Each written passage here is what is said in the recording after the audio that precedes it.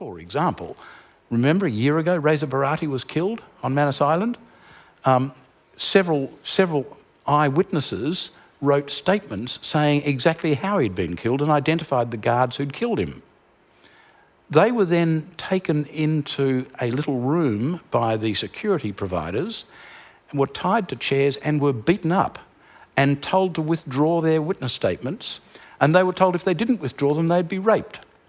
Now, that is something which should never be possible. It's a sort of thing that should never be restricted by virtue of a confidentiality agreement, and in my opinion, it is very clear that they can't be prevented from speaking about that publicly on account of the confidentiality agreement.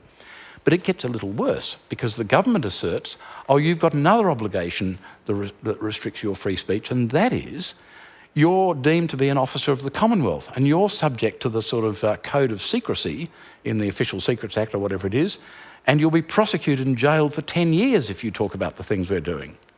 No one's been prosecuted yet, and a couple of people have published books about what's been going on, so maybe the government doesn't want the whole nasty story coming out in the course of prosecution. But that's a restriction on free speech that I think is absolutely outrageous. There's no national security interest in it. There's a great national interest in having the facts come out, because one day we'll be held to account for what has gone on in secret behind a wall of denial of free speech.